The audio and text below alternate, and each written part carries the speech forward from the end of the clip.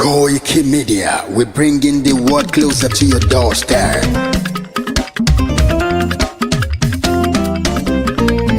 Koikimedia, Koikimedia, Koikimedia, we bringing the world closer to your doorstep. Koikimedia, Koikimedia, Koikimedia, we bringing the world closer to your doorstep. Àwọn sálára àgbà yìí dá, àwa ló láṣà àti èdè. Gbígbédè lárugẹ nílẹ̀ Oòduà o, àwa gangan ni bàbá. Koikimedia, Koikimedia, Koikimedia, we bringing the world closer to your doorstep. They never sabi wetin we carry for her. But they move closer before they go sabi. I said they never know wetin we carry for body. But they move closer before they go sabi. Ọ̀kín lọ lọ́jà ẹyẹ, kìnìún ló ló lajú. Ẹyẹ tó dorí kodò bí àdán ọ̀pẹ̀tẹ̀ lẹ́nu. Ká ṣiṣẹ́ fún ilẹ̀ bàbá wa, ká ṣiṣẹ́ fún ìlú bàbá wa, ká jùmọ̀ sowọ́pọ̀ ká lè gbódúdú àga. Odùduwà kò bá lè gbé wá. Ọmọ Odùduwà ṣègìrì, ẹ dìde fún ẹ̀tọ́ adúláwọ̀, ká lè jọ jùmọ̀ gbé délẹ̀ ìlérí, ká wálé gba ògo ilẹ̀ wa, ká ṣiṣẹ́ ká lè jọ gbàdé, ká lè gbàdé adé adúláwọ̀, àwa ni mọ̀lẹ̀ tí yóò tàn káàkiri. Pé ọmọ Odùduwà ni wá. Koikimedia, àwa là ń gbé tó lárugẹ. Ètò tó pọ̀jù owó tí wọ́n máa ní. Kásá ẹgbẹ́ polówó ọjà wà kájé bùgbà yín jẹ. Ètò tó pọ̀jù owó tí wọ́n máa ní. À ń gbé tó lárugẹ, à ń gbàsà lárugẹ. Ètò tó pọ̀jù owó tí wọ́n máa ní. News and sports ẹ máa rí gbọ́. Ètò tó pọ̀jù owó tí wọ́n máa ní. Ọmọ Ìjẹ̀bú alárẹ̀ mi ló ní kí n máa ké tantan. Koikimedia ọ̀rọ̀ lágbájúmọ̀ mi o, máa bá ṣẹ̀rẹ̀ lọ o. Ọmọ Yorùbá nìyẹn, ọmọ Yorùbá tata o. À ń gbádùn rẹ, ọmọ Ìjẹ̀bú alárẹ̀ mi, ṣẹ́yìn ló máa fi dìbò tẹ̀ mọ́lẹ̀ o. Ẹ̀yin lọ́mọ onígbò máa ń dé máa dé, ẹ̀yin lọ́mọ onígbò máa wọ̀ o. Igbó máa wọ̀ kájòjì ò gbọ́dọ̀ wọ̀, àjòjì tó bá wọ̀ bẹ́ẹ̀ á tẹ̀lé ní ẹbọra. Ẹ̀yin lọ máa náwó kóyìnbó tó dé, ìgbà tó yìnbó dé o, owó náà dẹ́ tún pọ̀ sí o. Koikimedia ṣàwa ní bàbá. Koikimedia àwọn ní bàbá. Koikimedia àwọn ní bàbá. Àdáńtọ́ àtúnpèrègèdè. Koikimedia àwọn ní bàbá. Àwa là ń gbé tó lárugẹ, jẹ́ ká jọ gbọ́ o. Koikimedia àwọn ní bàbá. Àtúnjàfẹ́tọ̀ ilẹ̀ wa, fẹ́tọ̀ ilẹ̀ Yorùbá. Koikimedia àwọn ní bàbá. Ọmọ Oòduà ni wá o, tọkàntọkàn. Koikimedia àwọn ní bàbá. Ikú tí ó ṣe bí lébi òsì, àdìmú bàbá iyọ̀. Koikimedia àwọn ní bàbá. We bring you work closer to your doorstep. Koikimedia àwọn ní bàbá. Afẹ́fẹ́ tó ń fẹ́ o, tó ń kan kí oko lára ni. Koikimedia àwọn ní bàbá. Àpèrègèdè Olódùmarè ló fún wa ṣe. Koikimedia àwọn ní bàbá. Gbogbo ayé ẹ gbọ́, àwa ní bàbá o. Koikimedia àwọn ní bàbá. Ẹ máa bọ̀ wá ẹgbẹ́ polówó ọjà yín wá o. Koikimedia àwọn ní bàbá. Odùduwà lágbédá ní, òtítọ́ lágbédá ní. Koikimedia àwọn ní bàbá. A kì í sọ̀dálẹ̀, a kì í sóníkèéta. Koikimedia àwọn ní bàbá. Àdúró tán, a tún pèrègèdè. Koikimedia àwọn ní bàbá. Koikimedia, we bring you work closer to your doorstep. Koikimedia is around To give us latest. Is around To give us latest. Ladies and gentlemen, Ẹ mú kalẹ̀ sílẹ̀, ẹ tẹ́tí ẹ gbọ́ ètò tó pójú gbogbo. ladies and gentlemen, Ẹ mú kalẹ̀ sílẹ̀, ẹ tẹ́tí ẹ gbọ́ ètò tó pójú gbogbo. Koikimedia is around. To give us latest.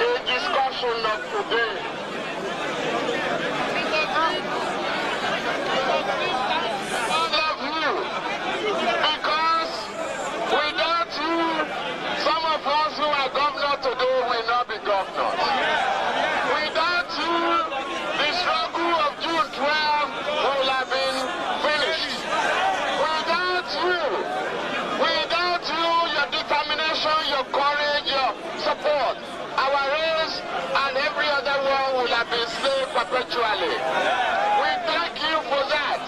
But the question is, and the point is today, that without June 12, none of us will be governor and the president will not have been president. We will not have been able to have the democracy that we have today. We thank God for you, for me, and for others. Today is very, very important. I share the pride, the honor, and your sorrows with you. If Abiola were to be alive today, it would be a different story. We know the priceless number of students in Epoma, those who sacrifice their life. We are saying, I am one of those who are making the promise to you. We will immortalize them and they are materials, and we will not forget them. I know the truth. I know.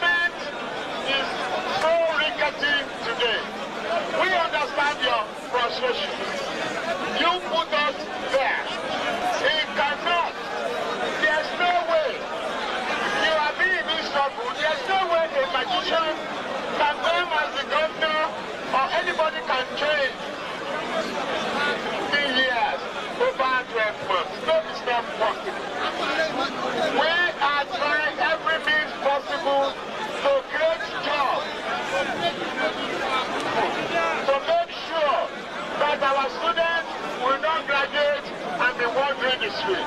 They deserve a better condition. They deserve better situation. We will do it. I am making you that commitment. But you have to be patient.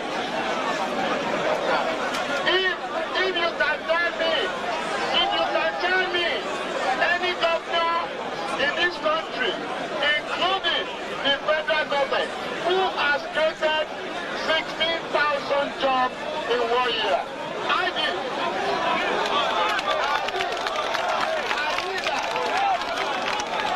I know it's not enough. I did. I'm very grateful. Now, Nigerian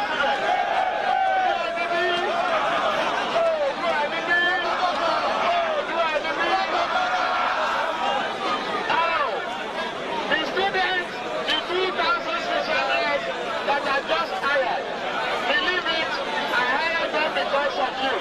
there's no need for them initially.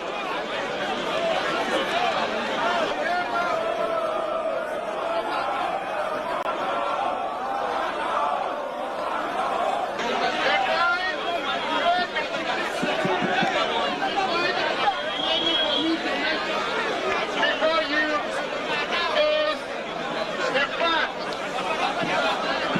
So much animals in your group. You raise the point of Morocco. I have sent 30 million naira aside to resettle a Morocco evacuate. I have done that and they will be settled.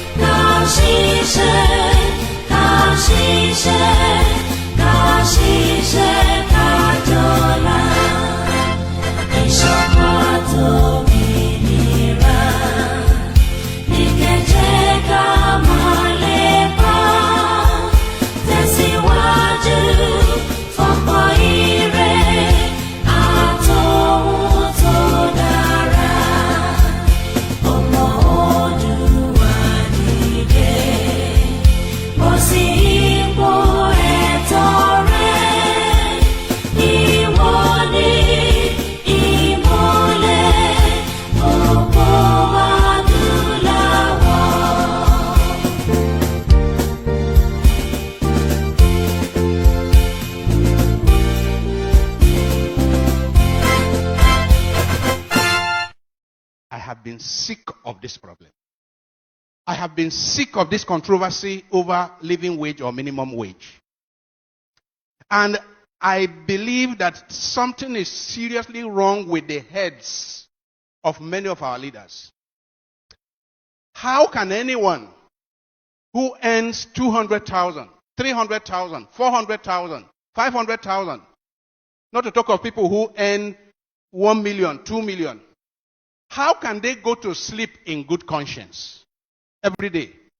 How can they go to sleep in good conscience and come out to sit down in a boardroom to discuss the sustainability or otherwise of paying 60,000 to the poorest of workers? How can we go to bed and sleep, all those who belong to the elite, who earn 2, 3, 4, 500,000, 1 million? How can you go to sleep in good conscience, I say, if you still have any conscience? How can you go to sleep in good conscience and come out to be debating? I hear people on TV, I watch people on TV, experts, economic experts, corporate executives, government officials, who are taking home more than $1 million in a month. And they are there arguing that 60,000 or over will destroy the economy, is not sustainable. How wicked! You give 60,000 to a poor worker, a poor worker who may have a family of 2 or 3 or 4, for his feeding, for his accommodation, for his house rent, for his medical care, for his children's school fees. How wicked, how blind. How can we do that? And we think that God will bless our country? We think that it is by bringing a new national anthem for God to bless our country. How can you commit this crime against humanity? For me, this is a crime against humanity. Because the poor people who cannot afford to buy gari, I'm not saying they will buy that they are to buy sardino. I'm saying buy gari, poor people who cannot buy gari. I'm not talking of meat or fish. Poor people are dying because they have no money to cure malaria. How can you go to sleep in good conscience? Those of us who belong to the elite, how can we go to sleep with good conscience and we are debating and we are discussing and we vote 500 million naira to meet and debate about paying 60,000 to the poor? My dear friends, I see this as a new form of apartheid. Nigeria is one of the most unequal societies in the entire world. A society where it's like the animal farm. A society where we have conspicuously rich people, people who are living in conspicuous consumption, and others who are in deplorable, dehumanizing poverty. If you have somebody in this country that takes home 1 million naira, I mean 1 million, I'm not talking of 30 million naira, 1 million naira in the month, and he can open his mouth to be part of a discussion about the poor getting 60,000 naira. I say anyone who earns up to 1 million naira in the month should keep his or her mouth shut when he hears them debating about taking 60,000 for the poor. More than 60 years after independence, we are running an apartheid society. This time it's not racial apartheid, it's economic apartheid. We are running an apartheid society of people of conspicuous consumption, flying in private jets around at government expense, people who are riding 4, 5, 6, 7 SUVs with pilot vehicles, chasing the poor out of the road, and poor people, you are debating, you are discussing, you are over 60,000 for the poor. You insult the poor by saying 30,000, and later you say 48,000, and now you say 60,000, and you pay more than 60,000, you come out with 62,000. You insult poor Nigerians. I say there is hardly any society I know that is as divided as the Nigerian society. And a society that is so divided is just sitting on a keg of gunpowder. I have warned here before that the revenge of the poor is at the corner. The revenge of the poor is at the corner. I am not calling for it, but it will happen as night follows the day. Because when you so reduce people, you reduce people to this dehumanizing level. Nature does not allow a situation of islands of affluence amidst a sea of poverty. Nature does not allow it. And let me warn those in the elite. Let me warn those in the tripartite committee of government. Let me warn that it is in the course of nature that when a predator continues to devour the very resources that the predator needs for his own sustenance, nature will take out the predator in order to have equilibrium, in order to have a measure of equilibrium. Nature is about balance, you know. All of nature is about balance. And human beings are part of nature. And Nigerians are part of nature. If the predator who needs the animals in the kingdom, it needs the animals in the book to survive, if it is recklessly devouring the very animals it needs for its own survival, if it is devouring it recklessly and senselessly, nature will step in and remove the predator so that there can be balance in the system, in the ecosystem. Let me warn that all those who are in government, I have not confirmed, that there are people taking home almost 30 million naira in the month.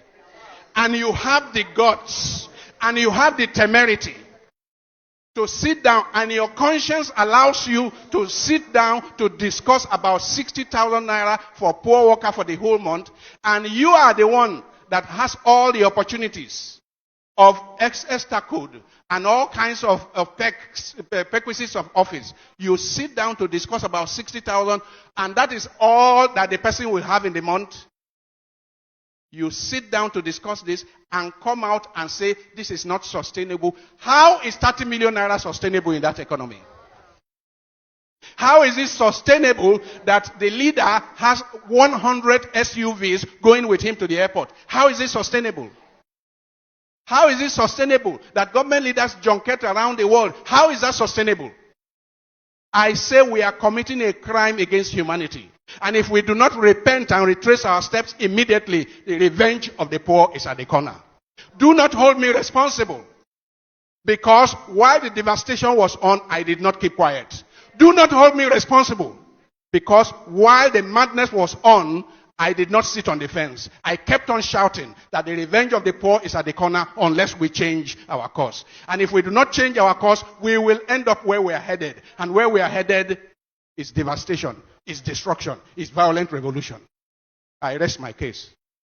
We can say now banditry is an industry in Zamfara State. Last month, we arrested a member of the State House of Assembly in Banditry, here in Zamfara State. We arrested a district head.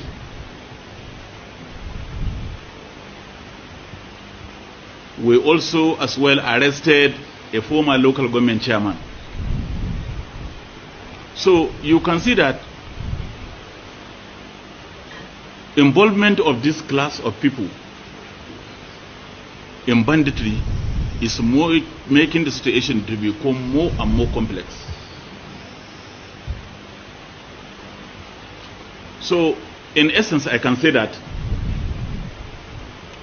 all caliber of people now are involved. All manner of people are involved in this banditry.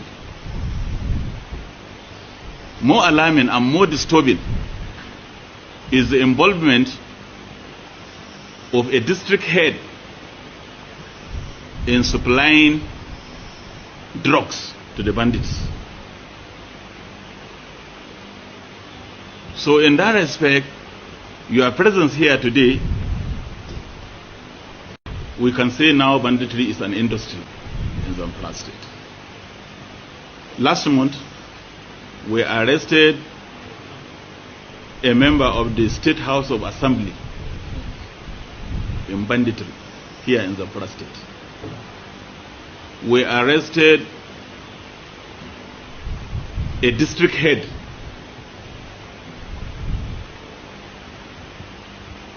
We also as well arrested a former local government chairman. So you can see that involvement of this class of people in banditry is making the situation to become more and more complex. So in essence, I can say that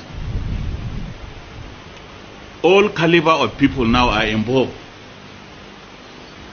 All manner of people are involved in this banditry. More alarming and more disturbing is the involvement. Which is it for you, Dr. Obadiah? Do you think the government is unwilling or unable to protect the people of Southern Kaduna? In fact, it is not only unable, it is unwilling, and we have good reason to feel that they are part and parcel of the killers. Let me make some revelations to you. That's a very big allegation, Dr. Obadiah. The government is part and parcel of the killers. Yes. That's big. Yes. Yeah. Okay. How would the government just say, oh, it is revenge killing and so on? Then you leave it there. Oh, because it is revenge killing and so on and so forth. The body language of this administration, the body language of the state government shows clearly that they have a hand in the killings. No doubt about it. Because, you see, General Abacha, And people don't give him his due. Do you think he would have tolerated such nonsense? And let me make some revelations, because some of us also have our own intelligence networks. Okay. Have met with some of the bandits. We have met with some of their high commanders. One or two who have repented. They have sat down with us, not once, not twice. They told us that one of the northern governors is the commander of Boko Haram in Nigeria. Boko Haram and the bandits are one and the same thing. They have a sophisticated network. During this lockdown, their planes were moving up and down as though there was no lockdown. Moving ammunitions, moving logistics, moving money, and distributing them in different parts of the country. They're already in the south, in the rainforest of the south. They're everywhere. They told us that when they finish these rural killings, they will move to phase 2. The phase 2 is they will go into the urban cities, going from house to house, killing prominent people. I can tell you, this is the game plan. By 2022, they want to start a civil war in Nigeria. Wow. Well, the civil war has not started yet, but there's more killings that is taking place across Nigeria. A very good evening and welcome to Koikimedia Live. The 14th of June, 2024. It is almost 7 p.m. local time in London, where I am doing this live broadcast from. I would like to appreciate everyone that have joined us. Please don't ever ask me to speak in Yoruba. If I'm speaking in English, I am not communicating to you alone. I have audience that are international journalists, and they are following as much of what is happening in Nigeria, even though they might not be responding. So sometimes we just want to communicate in a language that can carry as many people along. Mokiwakwe, a very good evening, and as we look forward to the big day, which is Sunday, as many Muslims across Yoruba land and around the world will be celebrating a very important part of what is called Islam, a peaceful religion, a religion that is well respected across the globe. But it seems that there is a different agenda, as we have watched and listened carefully, that the agenda that our governors are probably missed out. Hopefully, they will come back to their real sense by saying that Yoruba nation, they are condemning it. Well, they probably can condemn Yoruba nation and condemn their life, but Yoruba people have spoken, just like Tinubu said some 25 years ago, where Orileede Yoruba, Ole Daduro, Ole Shejobare. From there, we say happy Friday to everyone, and those that are Christians, I hope you'll be celebrating the festival with as many Muslim brothers as we have done in the past, before this evil of this hatred between Christian, Muslims, and our tradition. So on a Sunday, tẹ́ bá lè pẹran, ẹni tó bá láǹfààní àti pẹran, ẹ súnmọ́ àwọn tó pẹran, ẹ bá wọn ṣayẹyẹ, ẹ bá wọn ṣe gbogbo tẹ́ bá lè ṣe across Yoruba land, because poverty is real. And if you are not affected with poverty, you might not literally understand. I will not be mentioning names and be welcoming you because we just want to go into the program. As much as I feel a little bit tired, but I thought it is worth knocking off, especially things are accumulating, and I've not been able to use my software for some time now. Koikimedia Watowa Pelua Akalamago, and many people that have joined us, and let us just go straight into it. Well, there's a lot to catch up, and there's a lot to share. But the most important thing that everybody needs to understand is Nigeria is going down. Whether you like it or not, whether these governors, including Kwara and Kogi, accept or not, Yoruba people are speaking out. And they are speaking out under the leadership of Professor Adebanji Akintoye. And whether Tinubu likes it or not, Tinubu said the same thing, but whether he will implement it is what we have not been able to confirm yet. It's only 1 year to the office. It's a big position as a president. It is different from the governor. He has the power to make things happen. How he makes use of it to reflect back to what he said 25 years ago. It is already a countdown. 1 year is already gone. He has 3 years to go. We as Yoruba, we are not praying for the death of Tinubu. And if you're one of those praying for Tinubu to die, then you got to prepare in your mind that Shetima will take over. That is the constitution, even though we might not agree with that fraudulent constitution. So, Intobamu Tinubu ko pai, then Shetima automatically becomes the president of the Federal Republic of Nigeria. And that is the reason why we are likely to be still have Tinubu there, but make as much push and get the hell out of Nigeria. He does not have to accept it. He said it, even himself, 25 years ago. Orileede Yoruba le dá dúró. Whatever has changed in 25 years, whether it is the forces outside Nigeria, because many of you don't understand the forces behind Nigeria. You are looking at the Sultan of Sokoto, but there are many forces, the Arab countries, the Western country, and wọ́n ló jẹ́ the backing for Nigeria, and that is what happened when the Biafra War took place, when Britain was supporting Nigeria. So this time around, ta ló ń support Tinubu àti ta ni Tinubu kó ṣọ̀kọ̀lọ̀ sí lọ́wọ́?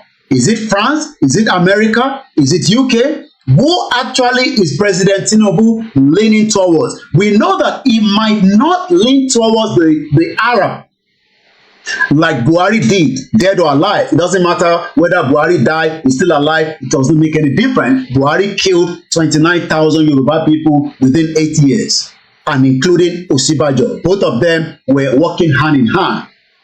And I saw Osibajo on LinkedIn writing out about, fintech that doesn't have electricity in his own village.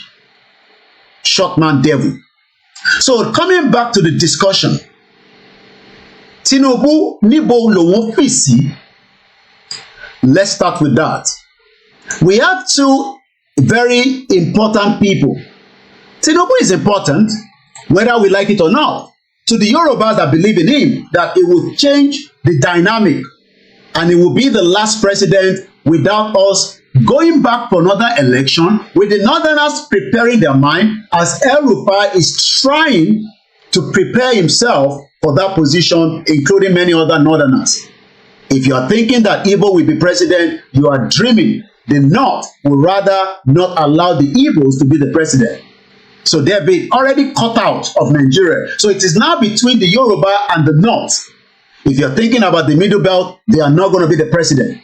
So Tinubu seems to be the man that has been able, after MK Abiola, and we have to be truth about it. He was able to find his way one way or the other, whether through rigging, as one of their chairman, I believe is the vice chairman of the APC. I'll see if I can find that video. As I saw that video, he actually stated it, that the next election in 2027 will be rigged by the APC, because there is not likely that the APC will win that election, so they will have to rig it. But that is not where we are going to start with. Ìbéèrè tí mo tún find out, if Tinubu said that Yoruba can be a country just about 25 years ago, ọmọ tó bá bí ní 1999 is also 25 years. But what has changed? Ṣé ẹnu tó fi sọ̀rọ̀ yẹn ló change ní àbí báwo? Àbí there are some other forces that Tinubu has forced himself, as he wanted to be the president. Maybe he signed, maybe he's giving something out for something. He's just been given a $2.5 billion loan by the World Bank. What are the behind the curtains? What are the things transpiring that Yoruba people tá mọ̀ nípa ẹ̀? Kí làwọn kan tí Tinubu ń ṣe lẹ́yìn, so that it does not have another impact that the Yoruba people will stuck in Nigeria for more years that we don't want to. Yoruba people say they are tired, but Tinubu said he's not yet tired. He wants to remain to keep Nigeria together, in as much as many of us are already mourning that Nigeria is no longer visibly working, whether you like it or not. It is not about the kidnappers. It is not about the terrorist Fulani that they are calling the bandit. It's all about the future of the Yoruba people that we are discussing. Ṣé Tinubu lost the leverage of the Yoruba to become the president? We know that that is a fact.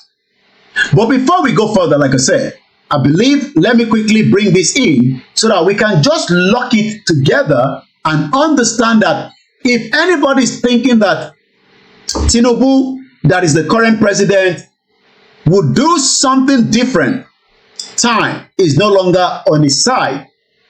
If he has to do anything, he has to do it now, because many people are also praying for him to fight, and that means that somebody else become the president. So let's see. We come back to Baba Akintoye, because Tinubu said his own some 25 years ago. Wherever Baba Akintoye was in 25 years in 1999, we believe that Baba Akintoye was not in Nigeria. He was still presently outside Nigeria, doing his own little thing until he returned back to Nigeria and then realized that what could be the benefit for the Yoruba people is to exit Nigeria. But would Tinubu accept that and agree with Baba Akintoye, abi ó máa ṣorí kunkun and disagree with him? Because if Tinubu is saying that it can be, Yoruba can stand on its own, then 25 years down the line, he's being reminded by somebody like Professor Banji Akintoye that ọ̀rọ̀ tó sọ ní 25 years ago, whether true or false, is it still possible to make that happen? That is why Baba Akintoye sọ pé let us put the negotiation on the table for Tinubu to the end of this month. Kò ní láti accept it, but that is the normal way diplomacy works. Let's listen to this and then I'll come back again in a minute.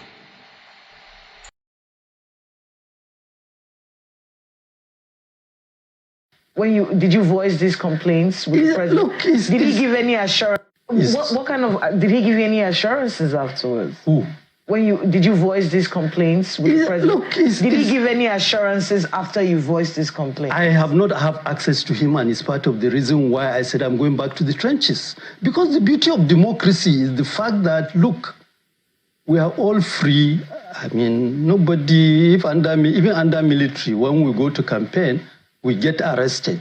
Not once, not twice. Under democracy, I have the constitutional right to go and mobilize people who...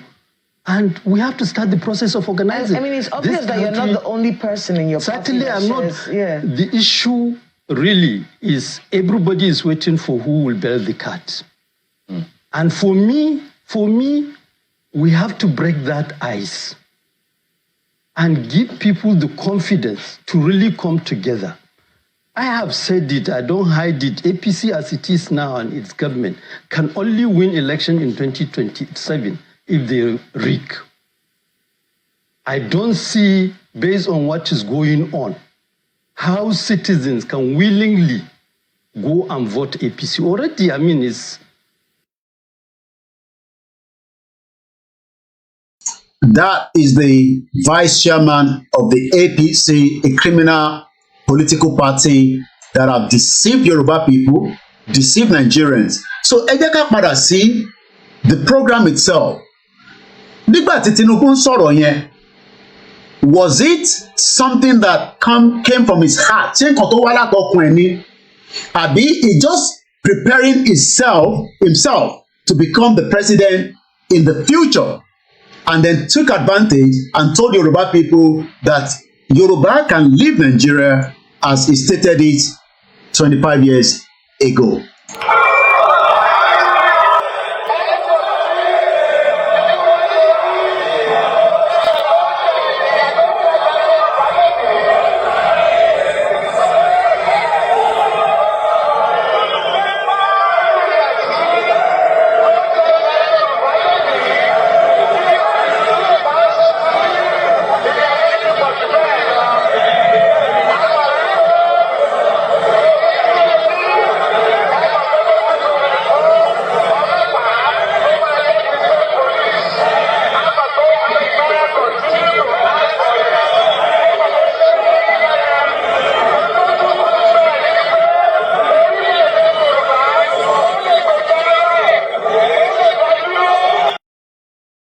Ó lè gbèjà rẹ̀, ó lè dá dúró.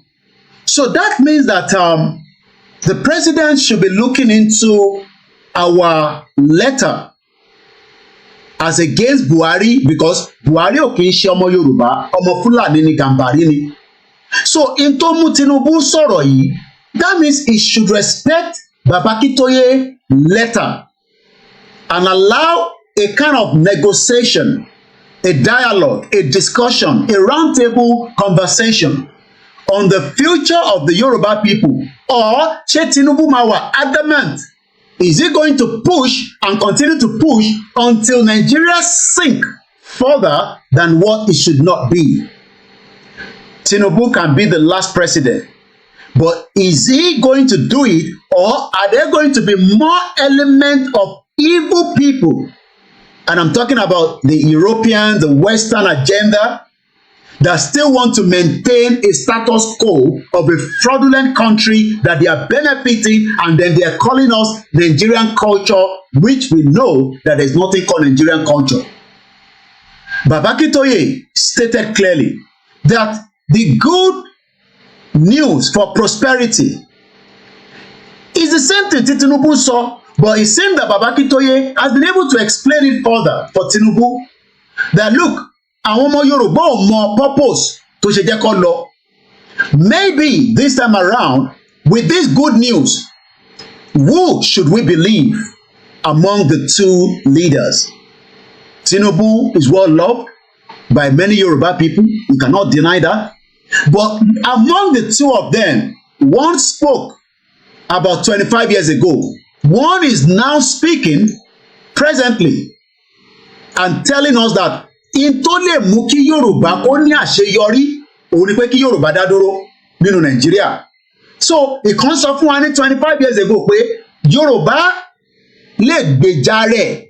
What he's saying is that we can fight on our own, which is what we are doing, but we've not been able to carry gun. We have not destroyed anything. We have not burned down any places. It's because we are doing it in accordance to how the diplomacy, the dialogue under the United Nations and the European and the African Charter. And this is why Baba Akintoye stated this in this interview that has been watched many times. But because we are now discussing two different people 25 years ago and like 4 years ago, ṣé 25 years yẹn ti pẹ́ jù àbí ó ṣì wà in very, very moderate for Baba Akintoye to remind Tinubu that in Tosoni 25 years ago, you can still work with it, but ṣé Tinubu can work with it? Let's just listen back carefully to how Baba Akintoye was able to present himself just after the criminal element of those that wanted to destroy and infiltrated Yoruba Nation campaign under Baba Akintoye. This is how Baba Akintoye was able to address during that interview that he granted. But there seems to be some confusion in Yoruba land. I see that maybe perhaps the generality of the people do not feel as passionate about self-determination. And secondly, there is all kinds of positions. Who are the people that are not passionate? Is it Tinubu that is not passionate that Abati could not talk about? Because Tinubu was passionate about Yoruba, Orileede Yoruba, ó lè dá dúró, ó lè ṣèjọba rẹ̀.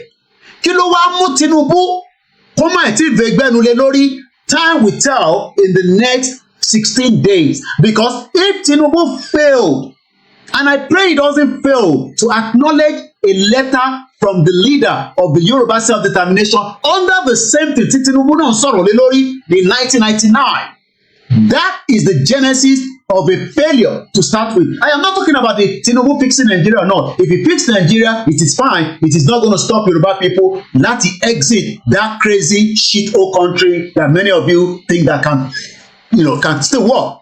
So we are dealing with two individuals.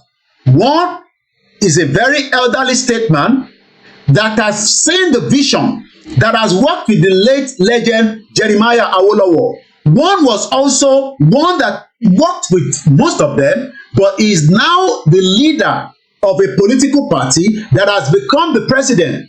So Yoruba nation ti pín sí, forget about all the other ones. We are talking about two important people here. Any other person, talking about them, because Akintoye has lost the plot. Because Akintoye could not talk to Tinubu, already is a divided union. So we now have Baba Akintoye at Tinubu.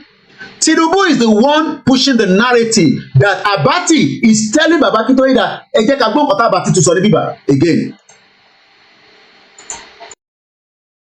Akintoye is talking about restructuring. You are talking about self-determination. You don't know this. That's all. But there seems to be some confusion. Where is the confusion? Tinubu ló ń gbé confusion bá ọmọ Yorùbá. Tinubu gangan ní igi tó ń da gbogbo ẹ̀rú because òun gangan ní confusionist. But some are saying that it is too early. 1 year is not enough for Tinubu to prepare and dissolve Nigeria so that everybody goes back to their separate ways. But he must first respect that sí ní military.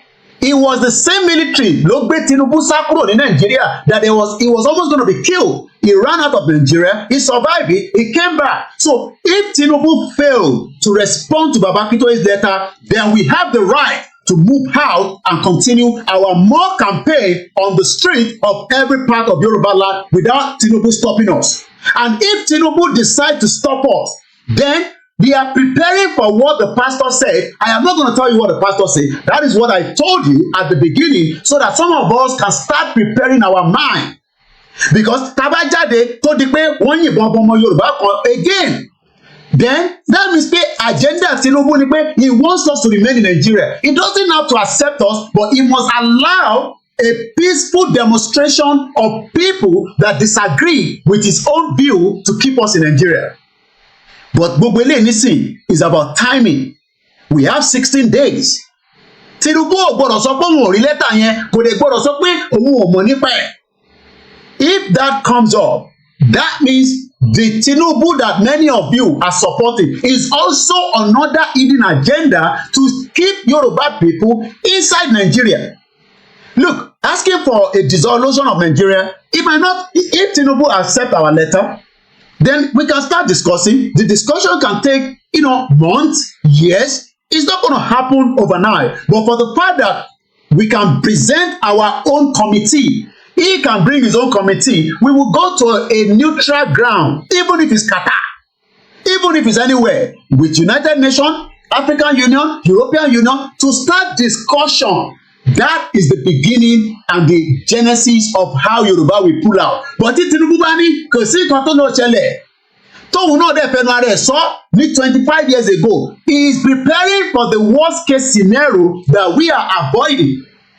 Because we can no longer continue to live in denial that a Yoruba man that spoke about Yoruba people in 25 years ago, ó wá di lẹ́ni, ó wá sọ pé òun ò ní accept letter wa. Let's listen to how Baba Akintoye addressed that issue. Afenifere could not address any more issue. Ọ̀rọ̀ restructure, it is too late for restructure. Restructuring is not going to work. So gbogbo táwọn Afenifere sọ yẹn is either they come back in the line of Yoruba people pulling out. Tinubu náà fẹnu ara ẹ̀ sọ where we can pull out. So if Afenifere is still saying Afe restructure, it's like they are just wasting and denying Yoruba people as much effort that would have come from their own side. Because if Afenifere comes out, like I told Baba Adebanji when I saw him, that killing fún Yoruba nation. You are telling me that you want Yoruba nation behind the curtain. But the Yoruba people are saying that it is not yet clear. As you saw a restructure, come out in a very communique and state it clearly. We want to exit Nigeria. There's nothing calling it. There's nothing to be scared about it. But in terms of me, Oyato, let's listen. I know we've listened to this. That is why I have played Tinubu 8-minute video of 25 years ago. Eleta Komama play the scene is about the 1 minute where he actually stated clearly that Yoruba le dado. And maybe you didn't listen to it earlier. Let's go back and listen to how Tinubu was addressing Nigerians, Yorubas mostly, because àwọn Yorùbá ló ń bá sọ̀rọ̀. Kò ń ṣe Igbo ní Tinubu ń bá sọ̀rọ̀ ní 1999. Kò dẹ̀ ń ṣe àwọn Gàmbàrí. Àwọn Yorùbá tó ń gbé ní ibi tó ti ń ṣe ìjọba lé wọn lórí ló ń bá sọ̀rọ̀. Ó dẹ̀ ń jẹ́ kó yé wọn pé ìjọba Yorùbá náà lè wà ó ti débẹ̀ nísìn ṣó máa ṣe kò ń sọ̀rọ̀ pé fẹ́ restructure because ọ̀rọ̀ restructure kan ní Tinubu mention ní 1999 he was talking about how Yoruba people can have their own country. Let's listen to him.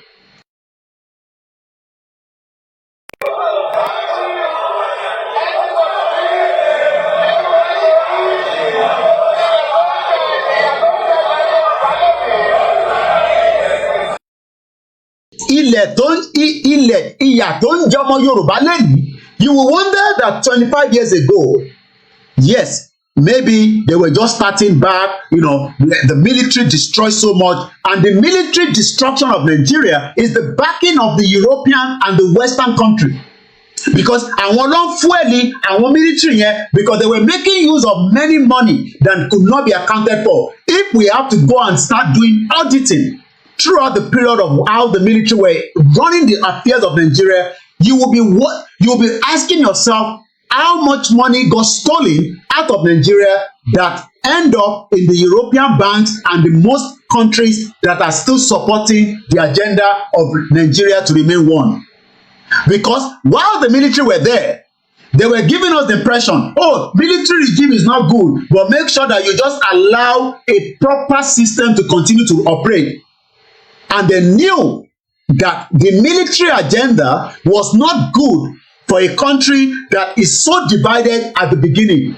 But because olè táwọn náà ń jẹ lára Nigeria, they kept muted, they kept quiet. So everybody was, chop there, chop there. Now, it is not military, it is a democracy, they told us. But Tinubu was giving us his own view as a Yoruba man in 1999 pé òun ò believe in restructure Nigeria. Òun ò believe in the regional government. Pé Orileede Yorùbá ó lè dá dúró, ó lè ṣèjọba tiẹ̀. Ìyà tó ń jẹ wá ní 25 years ago, ó mà ti double nísìn ọmọ Yorùbá. Ìyà tó ń jẹ ọmọ Yorùbá ní 25 years ago, ó ti wà multiply because the cost of living in 1999, if you go back to 1999, you realize that it has become very difficult. Very, very difficult for many Yoruba people láti lè fi ọwọ́ sẹ́nu. They are struggling. Kódà, they are working hard, hustling, but also jáde. You know why? Because the economy was destroyed. It was destroyed not by this particular government alone, by also the criminal government that started with the PDP from 1999 up to when APC took over 9 years ago. Because adding Tinubu to what has been happening before is 9 years. And the evidence continue to point, is a pointer that the Yoruba people will continue to languish in poverty, whether Tinubu was there or is not there. Because Tinubu was not there 25 years ago. It was Obasanjo. But we saw that Obasanjo could not fulfill Yoruba people to have 3 square meals. He created his own farm system that was working, but the rest of the Nigerians do not have a working farming system. So today, as Tinubu has now taken over after 25 years, we have seen and we are still seeing level of poverty as many people are crying out. Many people are asking that, how did we get to where Yoruba people can no longer feed themselves? Ọdún ló ń bọ̀ nísìn, ọmọ Yorùbá ò lè fi ọwọ́ sẹ́nu. Many of them cannot put food on the table on Sunday. Ẹni tó máa ṣọdún ti mọ̀ lẹ́nìí, ó jẹ́ kí ẹran tó máa lò kó ti wà nígboro, kó ti máa lò, kó ti máa rí. But as of today, millions of Yoruba people that are Muslim, law-abiding Muslim, well-articulated Muslim, not the jihadist Muslim that has infiltrated Nigeria by ISIS, ISWAP, and many of them. Let's listen to how this man told us that ebi tó ń pa òun kò ń ṣe 25 years ago, ebi tèmi ló ń pa òun. Kazeem Hussein, olú ti sú wa, eku òkè bí eku mọ́. Ẹyẹ òkè bí ẹyẹ mọ́, gàrí là mú sá ẹ̀mí. Kazeem Hussein, olú ti sú wa, eku òkè bí eku mọ́, ẹyẹ òkè bí ẹyẹ mọ́, gàrí là mú sá ẹ̀mí àtàwọn abí mi àlejò ẹ̀sìn mọ́. ẹ̀wà náà ti wọ́n. Wọ́n lè jẹ ráìsì mọ́, wọ́n lè mu gàrí mọ́. This was not when Tinubu was telling us about ebi ń pa ilẹ̀ Yorùbá ní 25 years ago.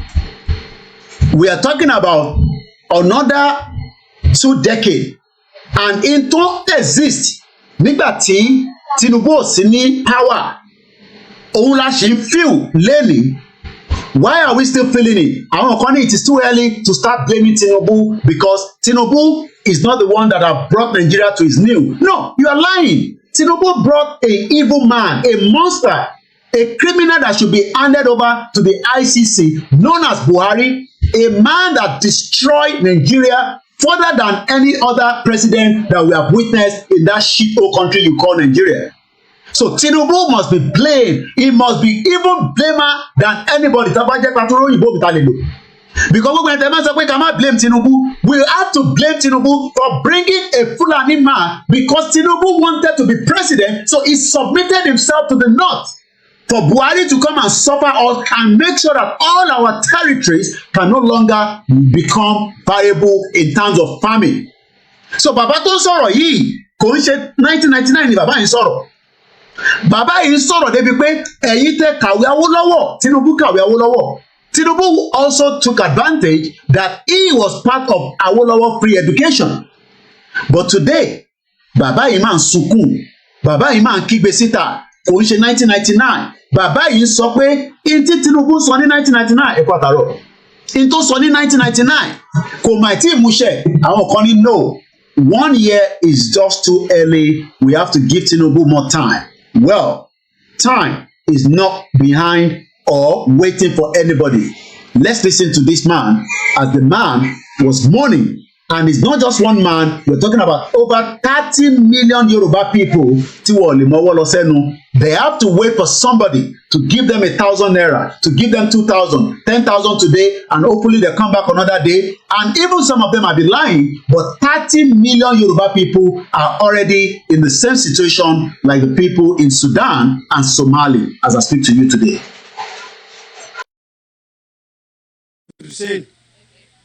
Olú ti sú wa, eku òkè bí eku mọ́, ẹyẹ òkè bí ẹyẹ mọ́, gàrí là ń mu sá èmi àtàwọn abí mi àlè jẹ ráìsì mọ́, ẹ̀wà náà ti wọ́n, gàrí ọ̀gá ti 1-2, ó ti sú mi, Orílẹ̀-èdè ti sú mi, báyìí kọ́ ni wọ́n bà tẹ́lẹ̀, gbogbo àwọn tẹ́ ní ọ̀la yìí ẹ̀kọ́ ọ̀fẹ́ ni wọ́n kà o, ẹ̀kọ́ Awólọ́wọ̀ wọn kà àlè rán mọ́ sùkúù mọ́, ayé yóò dá, ó ti sú wa o. Wọ́n bá wá nǹkan sí i àti pólítì ẹ rí i pé orí mi gan ti pa ó ti sú a o Orílẹ̀-èdè wọ́n bá wá nǹkan ṣe sí o ráìsì ti di àyìn gàrí ti 1-2 mo tún gbọ́ pé ráìsì ti di 80,000 àpò wọ́n bá wá nǹkan ṣe sí i tá a bá tún abẹ́rẹ́ epo báyìí epo 580 and sorry 680 700 là ń rà kí ló dé kí la ṣe àwa akórópè gbogbo ẹ̀pọ̀n ní ọmọ gbóná lálẹ́ tá a mọ̀ fún mi wẹ́ẹ̀tì ẹ̀ pẹ́pẹ́ kan ọmọ lànà àníríì kankan epo náà ní bá lọ. These are the cry that this other man saw, witnessed, and decided to voice out as a true leader that is concerned, worried about this other man that just spoke. And this is the man that we're talking about. Yoruba land. I see that maybe perhaps the generality of the people do not feel as passionate about self-determination. And secondly, there is all kinds of positions. Afenifere is talking about restructuring. You are talking about self-determination. You don't know this. You don't know the nature of the Yoruba society. You don't. Most of the young people, and they are the majority in Yoruba land, want the self-determination of their Yoruba nation. That's the truth of the matter. That's what is keeping the movement going. And they are also doing so in the diaspora. Yoruba young men and women all over the world want their own country, separate from Nigeria. You cannot deny that. No matter how much you want to pander to the government, you cannot deny that. But that is the truth. But anyway, the important thing, however, and I'm surprised that you are not talking about that, is that the Yoruba people who are fighting for self-determination are telling the world and telling themselves that they will do it only peacefully. We are Yoruba. We know our status in the world. We know our status in the black world. We do not want to destroy the peace of Nigeria. And we do not want to bring difficulty into the lives of any other group in Nigeria. But we want to get out of Nigeria. That's it. Well, Prof, you were a strong member. I'm not talking about that. You are.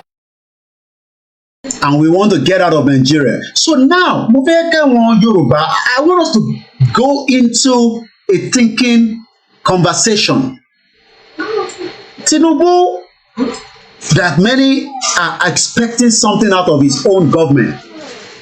What actually are you expecting? To drive Nigeria to a better place? A country that is completely done and dusted? Or should we allow a complete dissolution of the same Orileede? Because the two of them are calling Orileede. It can't be 25 years ago. One is calling it frequently, recently, that many of us have been able to look into it and then weigh the option. In Tiko Shemu àwọn Yorùbá kankan lọ vote in 2023 is because they are listening to Baba Akintoye. The Baba Akintoye is giving us something that will allow us to be free for the rest of our lives. But Tinubu wants us to remain Nigerians along the line, then play the same Maradona that he played in the 1999 using the same Orileede. So it's like everybody's just using the word Oòduà ni mí, tọkàntọkàn, Oòduà ni mí. And we realize that it doesn't need to be, told that Yoruba people should be pulling out now, not in the next 3 years. Tinubu bá the power. The longer he's there, the dangerous it is for me and you. It's not about Tinubu anymore. It's about the danger that the country is going down and it could drag every one of us into that mud. Maybe some of Yoruba people here understand. Maybe some of you that are thinking that, let Tinubu continue to be there. Be out of back for only 4 years. Kosha wa ma sọ̀rọ̀ Yoruba nation. Báwo la ṣe ń ronú bẹ́ẹ̀ yẹn?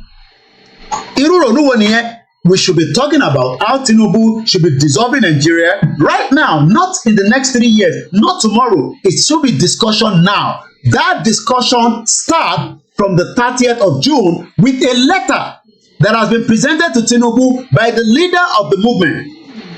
If Tinubu failed to come back with an acknowledgement, then it shows that Tinubu agenda is not the same agenda tó ń sọ ní 25 years ago. That means the selfish interest èmi ló kàn tó ń sọ yẹn orí ni wàá kàn pé kò kàn àwa tó kù.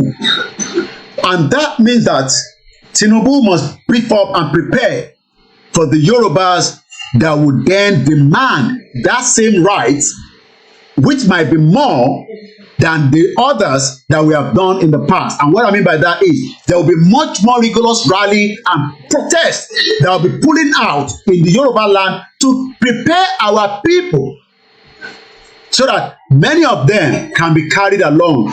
But like I said, that can be something that in the next 16 days, Tinubu can say, okay, I will start thinking about how we can facilitate a date. And we're not talking about a date after Tinubu is almost getting ready to go out of the office.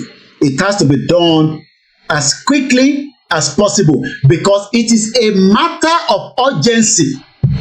Ọ̀rọ̀ Yoruba nation today is a matter of urgency that Tinubu should not be joking with. Ọ̀rọ̀ tó le, tó heavy ni. He should not just brush it aside and say, káṣíkóṣí wà lẹ́gbẹ̀ẹ́ kan náà. The more tó bá wà lẹ́gbẹ̀ẹ́ kan, the more the danger is going to come for every one of us. You will continue to be infiltrated by the terrorists.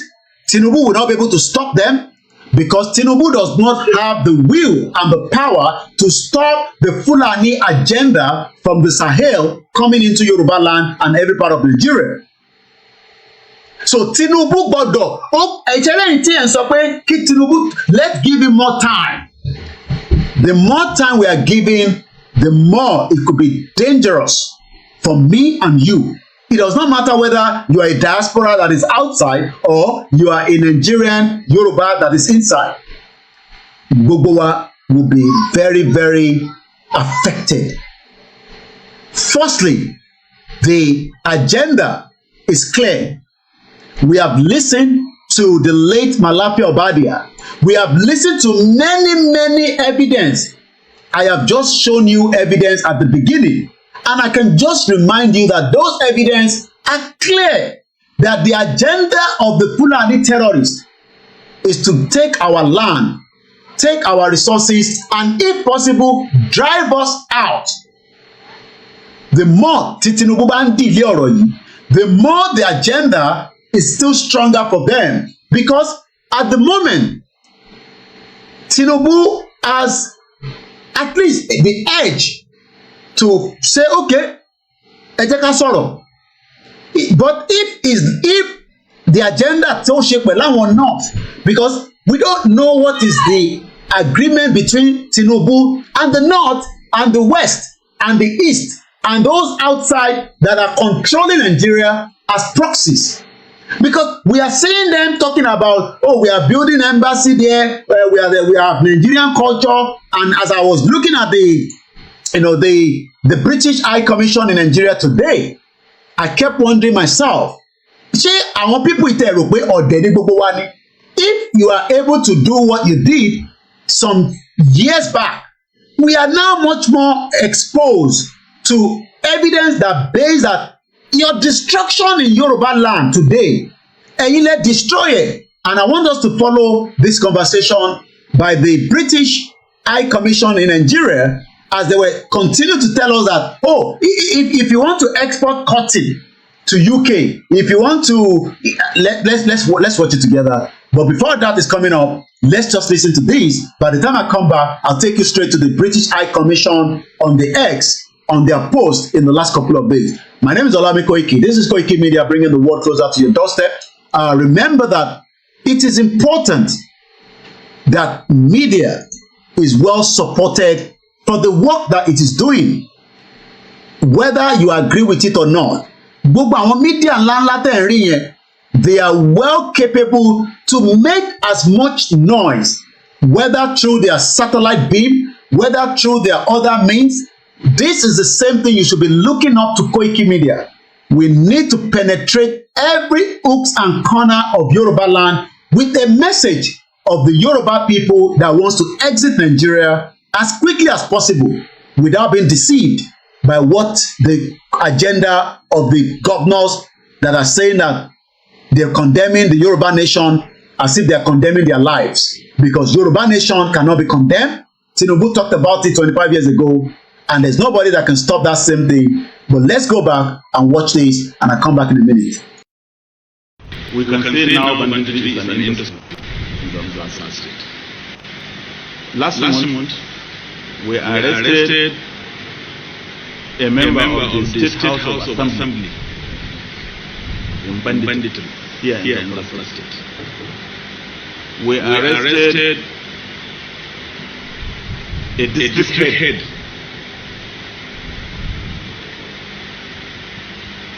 We also as well arrested a former local government chairman.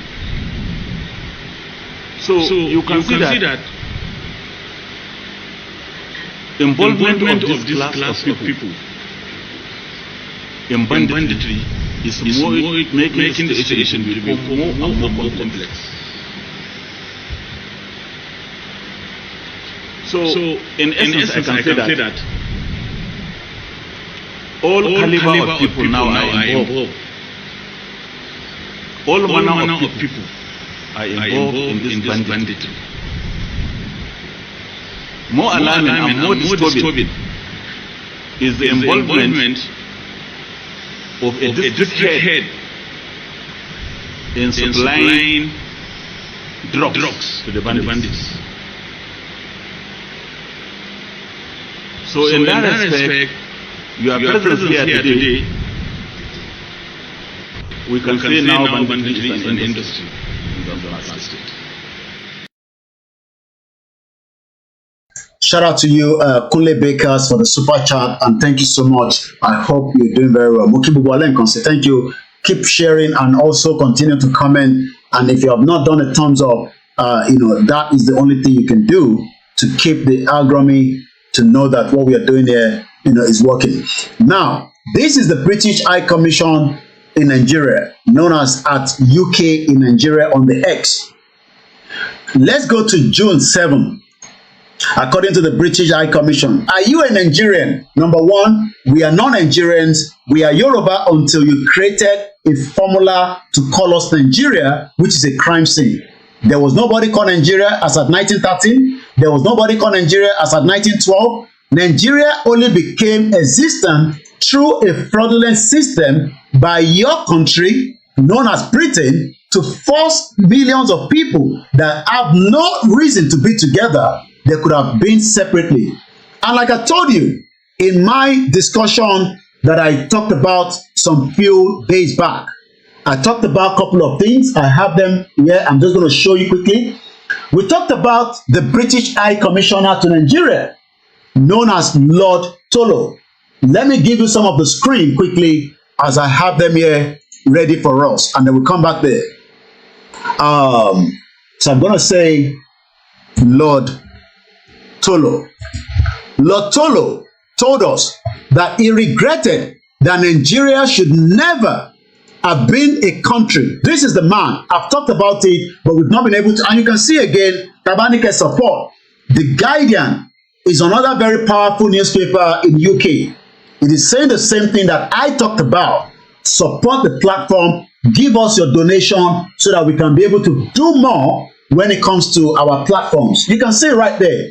Hang on, just before you close this box, is it possible that you have read 13 articles in the last 1 year, but more if you follow now, why not give us something? This is what media, especially if you want to be independent. So you can see Lotolo that we talked about. He was the former British High Commissioner during the early years of an independent Nigeria that we know was created. But what he talked about is very, very important. And I've highlighted it here. It says, and I quote, I sometimes wonder whether I did the right thing in keeping Nigeria together. Remember that we talked about him? Not just about him alone. We also talked about another man called David Hunt. David Hunt was a racist that was also used during the time. David Hunt was the Nigeria former High Commissioner in Nigeria. And as we know, then he was representing his own country. He's a diplomat. And that is David Hunt. As I said to you then, he was also, according to Frederick Foist, told us that between 1967 to 1969, during that civil war, the genocide war, he could have stopped it. But we now know that the journalist that told us that David Hunt was a snob, he was also a racist. He represented the diplomatic corps whose military incompetence failed to appreciate or deal with the tension that erupted in the Nigerian Civil War. Is this new Nigerian British High Commissioner, which is Sir Richard Montegori, is he going to do something different? Or is he going to also push the same agenda? This is it. This is the current British High Commissioner in Nigeria that is looking away as if they are not aware that Nnamdi Kanu is presently being held as someone that should not be in the prison after being kidnapped and brought back to Nigeria. So Sheikh Richard Montegori will play the same role as David Hunt did in 1966. Time will tell. But they are pushing their own agenda. And what agenda are they pushing? They are saying to many Nigerians, oh, come and do business. Bring cotton. And this is what they posted to start with on the June 7, just about a few days back. And it goes like this. Did you know, I don't know, that 6.4% tariff has been removed on the woven cotton and all tariff removed on the woven apparel for export to the United Kingdom. Now, ṣé àwọn farmers tó ń bá wọn sùn tó ń ṣe jàǹbá fún wọn ṣáwọn ló máa lè gbé cotton? Ẹ bá mi bi Richard Montegori. the current British High Commissioner to Nigeria. Ẹ bá mi bèrè lọ́wọ́ ẹ̀ pé ṣé àwọn ọmọ Yorùbá tí Fúlàní ń pa tí wọ́n dẹ̀ wà wẹ́ẹ̀ tó dákẹ́ tó sọ̀rọ̀ ṣáwọn ọlọ́mọ lè gbé cotton tó fẹ́ export wá sí UK? That is the first question. He went further to say again in this other one, are you a Nigerian farmer looking to export your agri-produce to the UK? Save money with the duty-free or import taxes on 99% product with the DCTS. For more info and export support, contact blah blah blah. So in terms of the you as a farmer, you can export rather your agri produce. Eba mi bi baba yi pe ṣé ó mọ tó ń sọ ṣá? Because it seems that he's living in a different world entirely. We are talking about a Yoruba land that is being in danger, that many people are being massacred and killed that cannot make it to the farm. And if he doesn't know, maybe we should first allow him to listen to how our leader spoke that kò ń ṣọ̀rọ̀ ogun a máa gba Yorùbá nation, but a gbọ́dọ̀ jẹ́ kí Britain mọ̀ pé ọ̀rọ̀ agriculture tó ní káwá export wá sí UK. Yes, I want us to bring it to UK, but we are finding it difficult to go to the farm because the farm is no longer the farm that we know even over 30-40 years ago. It is now going into danger for many of us. Ẹ jẹ́ ká gbọ́ ilé. Gbogbo ẹ̀yin ọmọ ọ̀dọ́ tá a jọ ń káàkiri ọ̀dọ́jọ́ ni wá. Ẹ mọ̀ jẹ́ kí a fi àyè gba Fúlàní lórí ilẹ̀ àwọn bàbá wa. Ẹ mọ̀ jẹ́ ká bú ọba mọ́. Ẹ mọ̀ jẹ́ ká bú jòyè mọ́. Nígbà tá a la fẹ́ jà fún àwọn ọ̀rẹ́ wa, táwa ń kọ́kọ́ ń bú ọba, tá à ń bú jòyè. Èmi náà ṣe bẹ́ẹ̀ rí. Bọ́mọ pẹ́rẹ́ àmì padà. Ẹ mọ̀ jẹ́ ká bú àgbààgbà kankan mọ́. Ẹ mọ̀ bolóṣèlú kankan. Ẹ̀rù kálukú ń bẹ̀rù wọn ò lè sọ̀rọ̀. Ọba ò lè sọ, ìjòyè lè sọ. Ẹ jẹ́ ká ronú. Ẹ mọ̀ jẹ́ ká bá àwọn bàbá jà mọ́. Ẹ mọ̀ jẹ́ á bú wọn mọ́. Ẹ mọ̀ jẹ́ á ṣe wọ́n ra wọn lá pẹ̀lú wọn. Àwọn àgbà tó bá jó lóṣèlú, tá bá fẹ́ kọ́ rìn wá lọ́wọ́, á pè wọ́n mọ́ra, á gbé wọn mọ́ra ni. À ní bú wọn mọ́. Ẹ mọ̀ jẹ́ á ṣèjẹ̀gbọ́n, ẹ mọ̀ jẹ́ á dàlúrú. A lè gba ẹ̀tọ́ wa láì ṣèjẹ̀gbọ́n. A lè gba ẹ̀tọ́ wa láì yìnbọn. A lè gba ẹ̀tọ́ wa láì dàlúrú. Gbogbo protest mo ṣe ní ìlú Nàìjíríà, mi ò rí ibi tí mo ti ẹnìkan lè sọ pé mo pààyàn tàbí mo jó nǹkan náà tàbí mo bà nǹkan jẹ́. Mo lọ písù torí pé olówó lèmi náà tí ò bá sólówó lára ń dì mọ́. Gbogbo nǹkan tó lọ́n fún yẹn lọ́lọ́run fún mi. Mi ṣe tálákà tó dé pé mo dìde fún jà Yorùbá. Big man ni mí, àwọn tó jẹ́ ọ̀rẹ́ mi tó súnmọ́ mi tó ní owó ní kí ni mo wá lọ bẹ̀. Pé sọ́wọ́ lè mò ń fẹ́ ni kí n sọ yìí tí mo fẹ́, mo ní ìsọ̀rọ̀ owó. Àní ọ̀rọ̀ ìran mi ni mò ń sọ. Kí n wọ gbowó, kí n gbéra, kí n pé mò ń lọ ọ̀dọ̀ ọba àgbowó, mò ń lọ ọ̀dọ̀ oníbodè òfin gbowó, kí n kójó wọlé kọ́kàn mi balẹ̀. Kí n dá wa mọ́tò kí n mọ́ rìn bọ̀, kí Fúlàní mọ́ da mi dúró ń títì. Kí n délé kí bàbá sọ pé kí n gbé tírélà sùn kí n mọ́ gbé lọ. Àwọn bàbá wo lè lóko mọ́? Wọn ò lè lódò. Ẹ jẹ́ ká fọwọ́sowọ́pọ̀ ká ti àwọn bàbá wa lẹ́yìn, ká dá security ti wa lẹ̀, ká sọ fún wọn kí wọ́n bá wa fọwọ́ tì í, ká lé wọn kó nu oko wa. Ẹ ṣé mo dúpẹ́, Jésù Olúwa wa. Ẹ̀yin ọmọ Nàìjíríà, ẹ tún wá gbọ́ tuntun ní ìlú Ìlọ́ra. Ó gba àwọn tí ẹ ń wò yìí, ọmọ bíbí ìlú Ìlọ́ra ni wọ́n, àgbẹ̀ ni wọ́n. Àwọn kan ń bẹ tí wọ́n pè ní agro rangers. Àwọn agro rangers yìí láti inú civil defence ni wọ́n ti yọ wọ́n.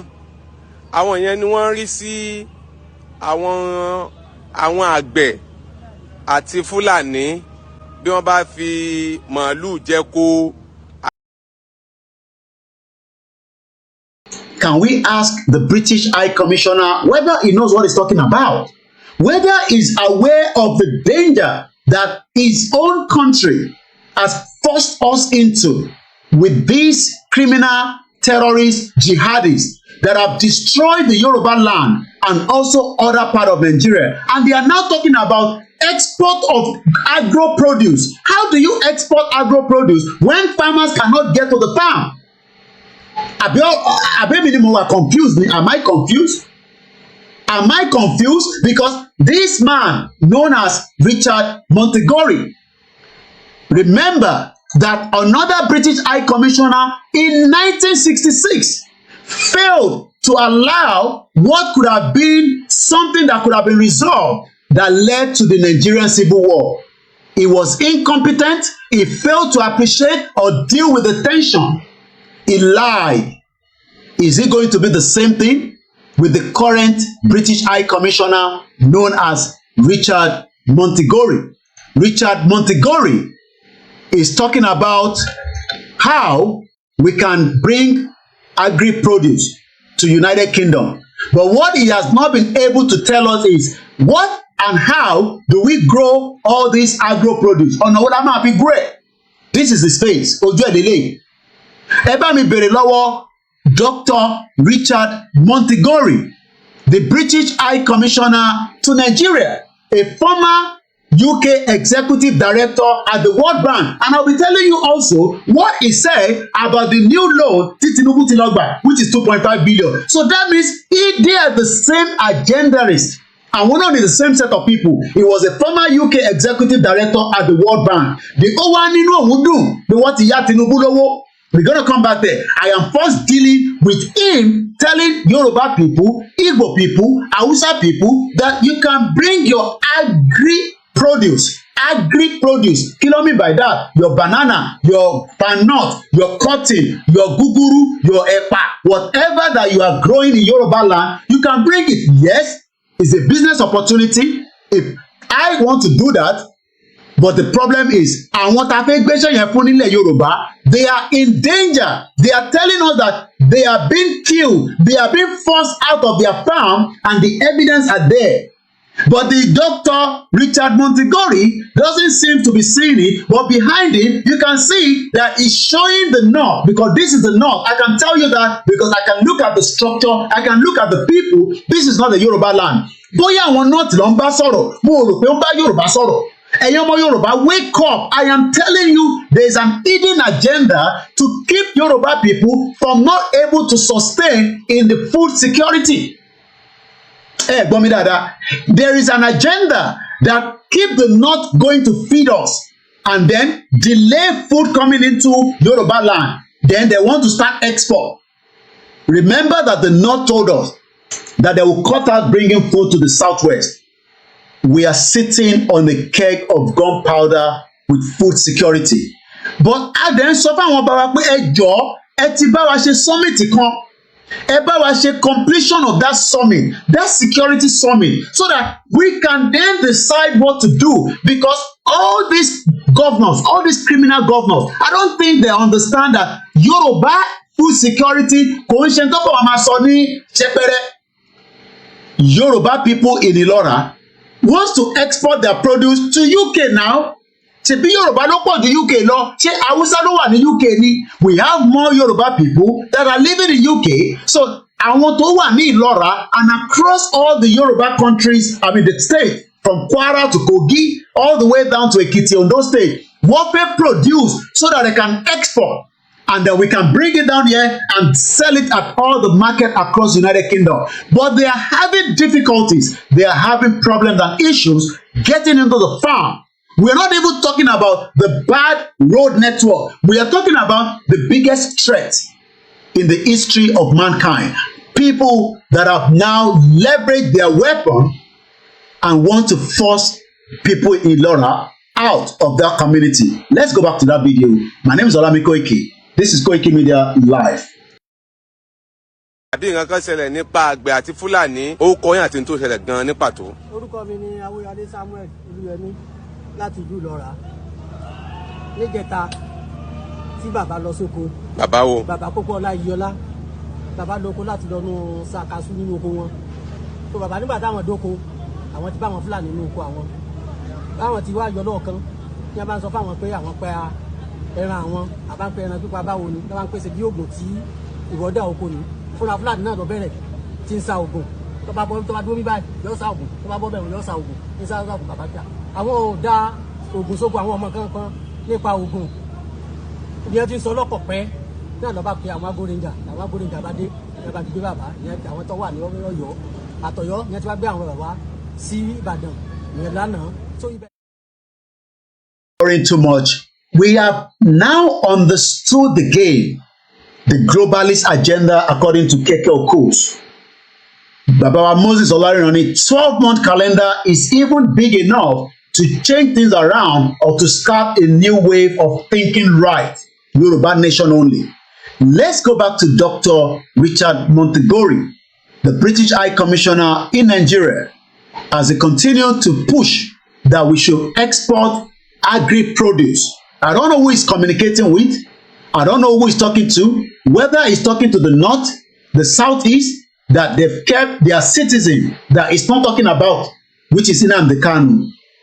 He also went further to say that, okay, we've read that. Now, let's come back to something he said again that I'm thinking, are these people serious? This is what Richard Montegori posted again today at about 7 a.m. Let's read further. As a former United Kingdom ex-director at the World Bank, so that means that ó ṣiṣẹ́ ní World Bank, ìyẹn arákùnrin yìí. That means that the same hidden agenda of the globalists to make sure that the Africa continue to be pumped with loans that would destroy their economy. They might not agree with me, but we know that that is the agenda, because gbogbo loan tí wọ́n ti ń gbà for the last 25 years, nobody can tell me what they've done with it. But he's saying that I know the board approval of this package. What is the package? The new $2.5 billion tí World Bank share issue fún President Bola Ahmed Tinubu and the federal government of Nigeria. Òun wá sọ pé I know pé òun mọ̀ dájú pé the board àwọn tó pètò pé kó gbowó yẹn fún Tinubu approval of this package. Kí ni package náà? Loan. Kí ló bá wá? What are the things that is attaching? Kí làwọn string ìwọ ọmọ Yorùbá tó ń struggle lẹ́nìí? The string that is attached to that $2.5 billion loan is what we don't know. Ṣé Tinubu máa lo gbogbo loan yẹn for the purpose, or it will be stolen again, whether by Tinubu, whether by his cronies, because Tinubu kọ́ ló máa manage gbogbo owó yẹn. The money comes into the country. The World Bank cannot monitor it. The money will be say, a máa ṣe títì ní bíbá. We need 1 billion. Out of that 1 billion, 5 billion to half a billion is gone. Tinubu cannot monitor all the 2.5 billion, but the money is being borrowed under a citizen that is called the Federal Republic of Nigeria, which myself and you are included. So ìwọ tó ń sọ pé kò pín wọ́n ti lọ yá owó lórí Nigeria again. Èyí tó yá tẹ́lẹ̀ ṣì ń bẹ níbẹ̀, wọ́n tún lọ yá sí. So let's go further. But again and again, I just want us to remember that this particular British High Commissioner, he was also one time, according to him, a UK ex-director at the World Bank.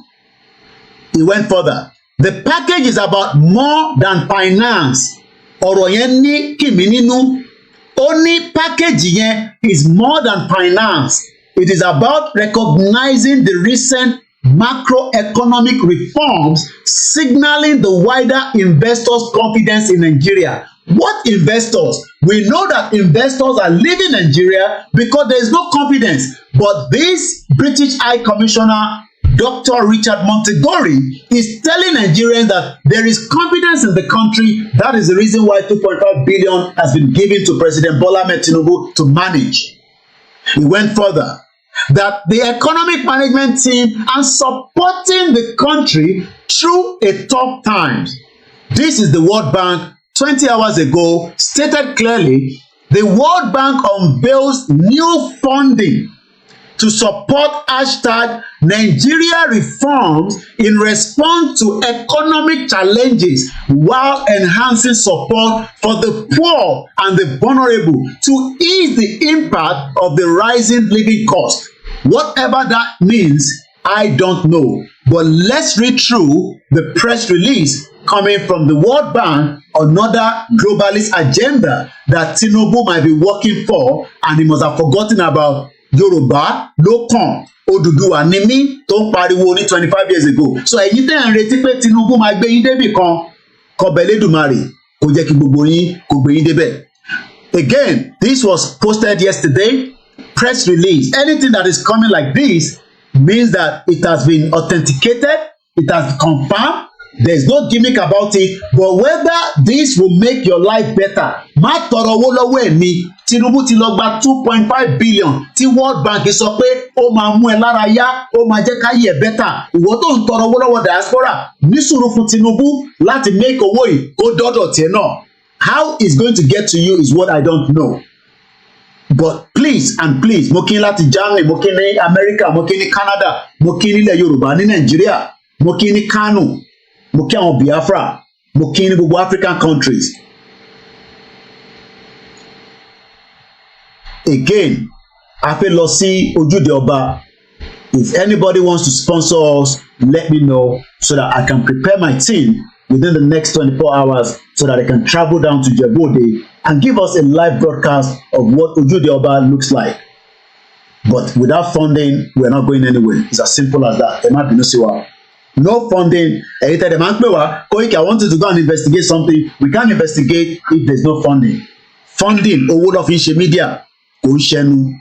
But we appreciate many of you that are saying that Koiki, ní tó pọ̀, we will continue to help you. But it is not covering any of what we are trying to do. It is very, very low. Give us that support so that Koikimedia can bring all this. Irú eléyìí nísìn, ó yẹ ká translate sí Yoruba. Ká wá ṣe kíni, ká wá ṣe copy tó pọ̀, because a Yoruba person does not know that they've got 2.5 billion. Ó dẹ̀ ń tọrọ owó lọ́wọ́ ẹ̀mí, Mr. Koiki fún mi lówó, ebi ń pa mí, no, èmi kọ́ ni máa fún ẹ lówó. Tinubu ti lọ yá owó tó fẹ́ fi ṣe life yìí tó máa better. But we need to work to bring this information on the understanding note. I have multiple of my team that are ready to work, but without funding, there's less that we can do. But stop the Yoruba Nation campaign. We will continue to push and do as much as what we can do. Once again, we appreciate Oloye Igbowo's daughter, as we were doing yesterday, as she's celebrating out of a very beautiful. Let's look for Oloye here. Where's my search quickly? Let's see if I can find him on the. I know sometimes it's there, sometimes it's not there. If not, I will just go and search. Moki gbogbo alẹ́ nǹkan sí, and Barika Jimoh fún gbogbo ọmọ Mùsùlùmí àti àwọn tó kì í ṣe ẹlẹ́sìn Mùsùlùmí. So let's search for Sunday Igboho, and let's go and appreciate the daughter that graduated yesterday. Let me mute my mic. Distinction.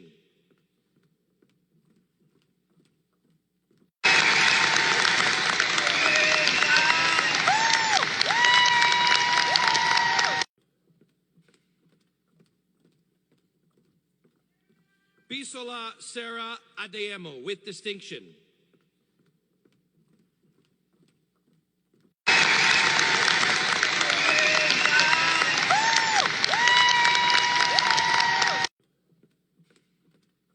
So congratulations once again on behalf of the Yoruba people, on behalf of millions of Yoruba people that have stood with your father, and we will continue to stand with him gidigba. Ibi tó bá ń lọ làwa ń lọ. Tell the governors that they are not representing us when it comes to pay and wọ́n condemn Yoruba nation. Yes, they are representing Nigerians, but they're not representing us when it comes to Yoruba nation. How many to represent her? And that is the only one leader that we are following, known as Professor Adebanji, Akintoye, and Dr. Chief Sunday Omadeyemo Igboho. So Olóyè Igboho, akídílé yín, a sọ pé congratulations, our beautiful daughter, auntie, sister, known as Igboho's daughter. Let's move out of there and come back here. So let me read quickly the press release in English. I might not be able to do the Yoruba, but like I said, I'm sure ẹni tó gbọ́ Igbo agbọ́tátàtà tamakasita. Press release June 13, 2024. Supporting Nigerians' homegrown reforms. New World Bank financing for inclusive growth and revenue diversification. Washington, June 13, 2024. The World Bank has today approved 2 operations, 1.5 billion for the Nigeria Reforms for Economic Stabilization to enable transformation, development policy, financing program, DPF, and another $750 million for Nigeria Accelerating Resources Mobilization Reforms, AMO, Program for Result, P4R. This combined $2.25 billion package provide immediate financial and technical support to Nigeria's urgent effort to stabilize the economy and scale up support to the poor and the most economical at risk. It further supports Nigeria's ambitious multi-year effort to raise non-oil revenues and safeguard oil revenues to promote fiscal sustainability and provide sufficient resources to deliver quality public services. Confronting with the fragile economic situation, Nigeria recognized the urgency of changing course and embark on critical reforms to address economic distortions and strengthening the fiscal outlook. Initial critical steps to restore macro stability, boost revenues, and create the conditions to reignite growth and poverty reduction having been taken. These include unifying the multiple official exchange rate and fostering a market-determined official rate, as well as sharply adjusting gasoline prices to begin to phase out the costly, regressive, and opaque gasoline subsidy. The Central Bank of Nigeria, CBN, has refocused on its core mandate of price stability and is tightening monetary policy, including by increasing interest rate as is appropriate to reduce inflation. A target cash transfer program is being rolled out to cushion the impact of high inflation on the poor and economically insecure households. We have embarked on bold and necessary reforms to restore macroeconomic and stability and put the country back on a sustainable and inclusive economic growth path that will create quality jobs and economic opportunities for all Nigerians, said Wale Edun, Nigeria's Minister of Finance and Coordinating Minister of the Economy. We welcome the support of the Reset and Armor programs as we further consolidate, implement our macro fiscal and social protection policy reforms consistent with accelerating investment and redirecting public resources sustainably to achieve development priorities. Nigerians' concerted effort to implement for reaching macro fiscal reform place it on a new path which can stabilize its economy and lift its people out of poverty. It is critical to sustain the reform momentum and continue to scale up and expand protection to the poor and economically at risk to cushion the effect of cost of living pressures on citizens, said Osuma Diagana, the World Bank Vice President for Western and Central Africa. This financing package reinforces the World Bank's strong partnership with Nigeria and our support towards reinvigorating its economy and fast-tracking poverty reduction, which can serve as a beacon for Africa. The Reset DPEP is focused on supporting Nigeria strengthening its economic policy framework by creating fiscal space and protecting the poor and economically insecure. The Armor Pro for R will support efforts to implement tax and exercise reform, strengthening tax revenue and customs administration, and safeguard oil revenues. The International Development Association, IDA, is the World Bank Fund for the Poorest. It was established in 1960. It provides grant and low to zero interest loan for projects and programs that boost economic growth, reduce poverty, improve poor people's lives. International Development Association, IDA, is one of the largest sources of assistance for the world's 76 poorest countries, including Nigeria, 39 of which are in Africa, including Nigeria.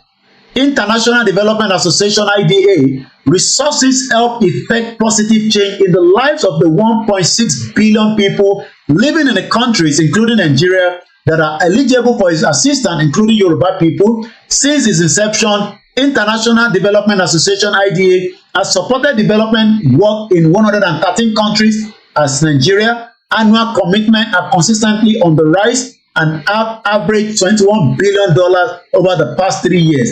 Gbogbo tí mo kà yìí ò ní láti ní understanding ẹ̀.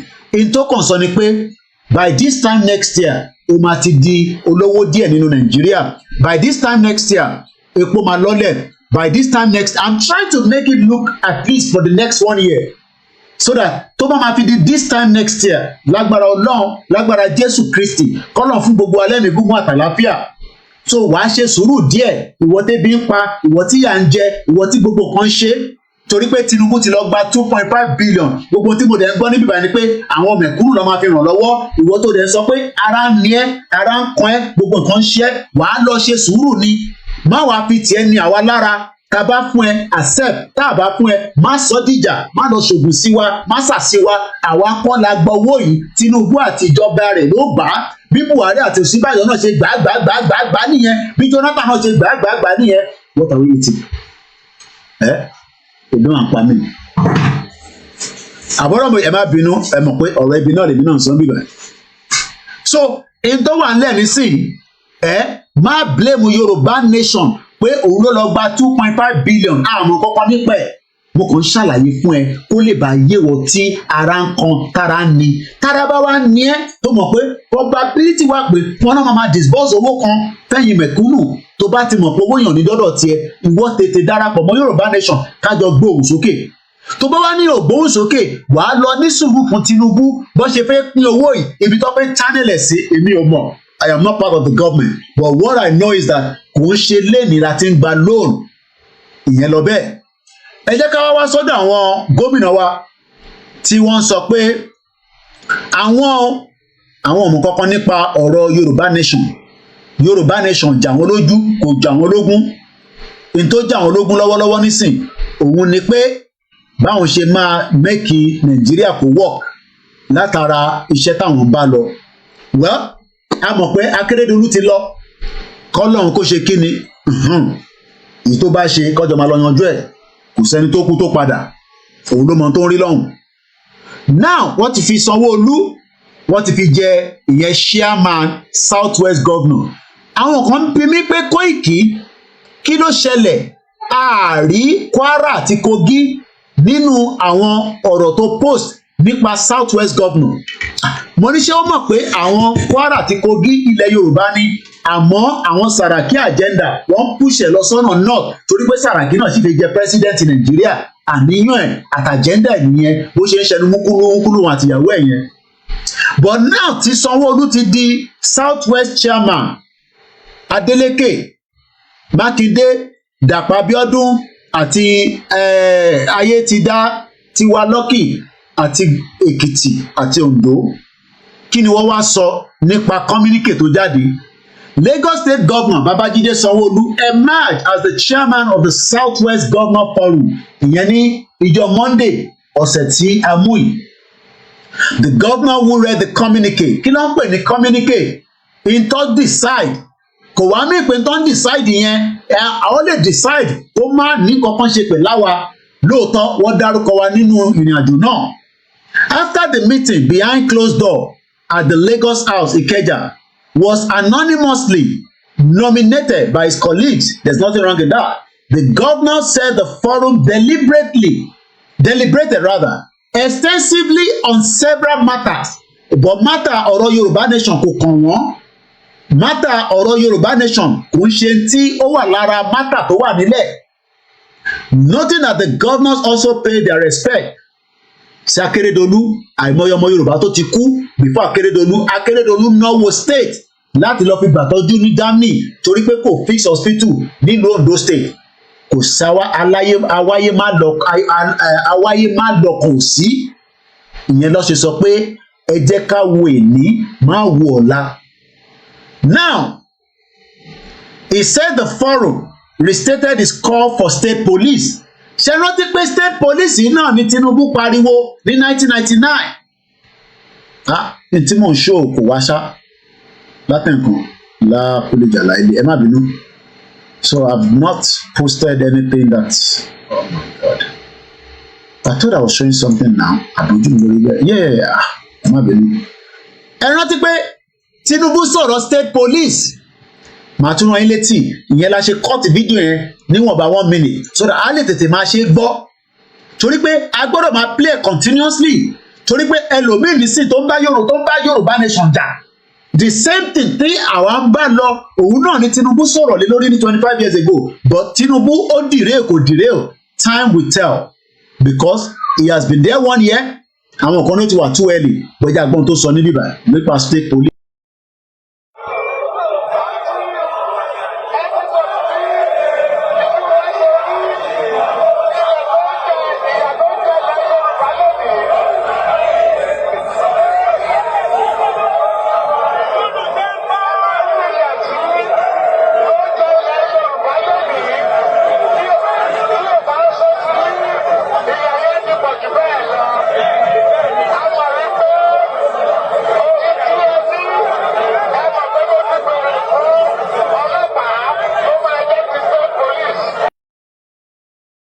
ó ní ṣe mọ̀ pé mo ti béèrè fún ọlọ́pàá tó máa jẹ́ state police but ẹ rí ọ̀rọ̀ state police ó dùn sọ lẹ́nu bí ìgbà tí yàn fi mọ́ínmọ́ín àti ẹ̀kọ sínú ẹnu but it has to go through the Senate it has to go through step 1 step 2 step 3 ǹjẹ́ agenda wà fún àwọn ẹ̀yà tó kù including whether they are Igbos the middle belt gbogbo ẹni tó wà nínú Senate are they also on the same agenda for a state police bí Tinubu ṣe sọ ní 1999 25 years ago tí àwọn gómìnà tiẹ̀ náà wá rán Tinubu létí pé Jagaban you said it in 1999 that state police I have called for it you are now the president of the Federal Republic of Nigeria would you tell all the senators, just as you were quick to change the national anthem, would they do that? Time will tell. Let's go back and listen to the write-up as I'm reading earlier. Once again, my name is OLAYOMI KOIKI, and what you're watching is a live transmission, and we are just about 2 hours into the program. We might wind it down because I might want to come back out later or not, but for now it's been a long day for me and I just want to wind it down so that I can refresh and I can then hopefully have more strength and allow the family. They've gone upstairs. I'm working remotely from the house and it's a Friday. It seems I'm already destabilized as usual like I do in the last 4 years of this movement, but my family are happy with that. But I will be bringing this program to an end just as in the next 12 minutes. So we might continue either today, tomorrow, whenever I can make it out again. But you can't count on Governor Soton. The Governor Forum restated its call for state police and also pledged support for the federal government regarding the deliberation of the minimum wage tripartite committee. Ṣé àwọn gómìnà ilẹ̀ Yorùbá ṣé wọ́n lè san sálárì tí wọ́n ní kó san ìyẹn àwọn NLC? Time will tell. Sanwó-Olú said the forum commended the federal government on the flag up of the construction of the Lagos-Calabar. Ó ṣe push Tinubu kó bẹ́ẹ̀ ṣe Lagos-Ibadan expressway àti Sango-Ọ̀tà tó ń mú àwọn èèyàn lómi tó ń ba businesses jẹ́. But ẹ wà more interested pẹ̀lú Lagos-Calabar bóyá wọ́n prepare pé nígbà tí gádà àti bíbá já wálẹ̀ bóyá eléyà lè máa ṣiṣẹ́ fún wa ìyẹn ló ṣe pé tètè ṣe lè èmi ò mọ̀ àwa náà ò lè mọ àjẹ́ndà tó wà lẹ́yìn àwọn gómìnà yìí bóyá àwọn náà lájẹ́ndà pé Yorùbá nation ni àmọ́ kò ṣeé sọ síta káwọn nọ́dánà kọ́ má bàa sọ pé kí ló dé. Èní ni 14th oṣù kẹfà ọdún 2024 ẹ ṣé gan ni. Because I haven't mentioned that for a while. He also said that the forum adopted iṣẹ́ wa fúnlẹ̀ wa bẹ́ẹ̀ tẹ adopted àwa ọmọ Yorùbá ti accept pé anthem wa ni àwa ò ní bá yín ka anthem òfò yẹn tí àwọn senator olè tí wọ́n sáré parẹ́ tó gbé èyí tí àwọn colonizer wa. So ẹni tó bá ń sọ pé wọ́n ti fún wa ní adoption Yorùbá anthem ọgbọ́n ká fẹran sẹ́nu ẹ bá mi parí ẹ̀. Àwọn gómìnà yìí kàn wá nǹkan tó máa tù wá lọ́kàn tí kò ní jẹ́ ká bọ́ sí gbòòrò. Àwọn òde ń ṣe jàǹdùkú nígbà tá a bá máa bọ́ sí gbòòrò ẹ ní right láti yìnbọn pa wá, ẹ ní right nítorí pé Tinubu náà a ti rí ní evidence nísìnyí, yàtọ̀ sí pé a rí Tinubu tó fẹnu ara ẹ̀ sọ pé òun ò fẹ́ Nàìjíríà ò kì í ṣe country, ẹ bá mi fà wálẹ̀.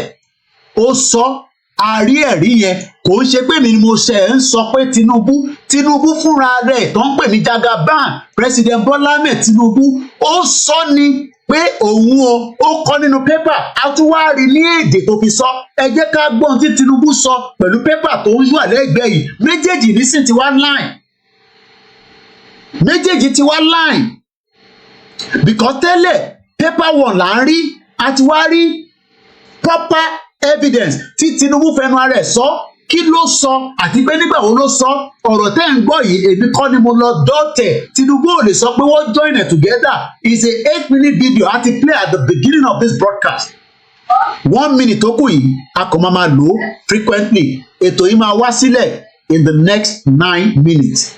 Bá ti ṣe sọ mò ń bọ̀ mo ì tí dé.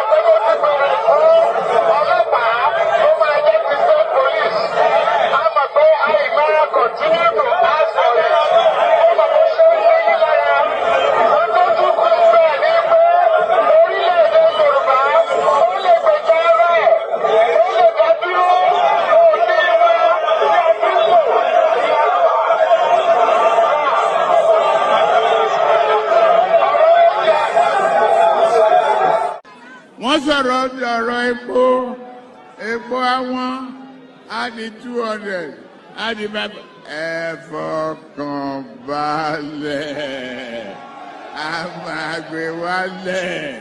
Ẹ lọ fọkàn balẹ̀, ẹ lọ fọkàn balẹ̀.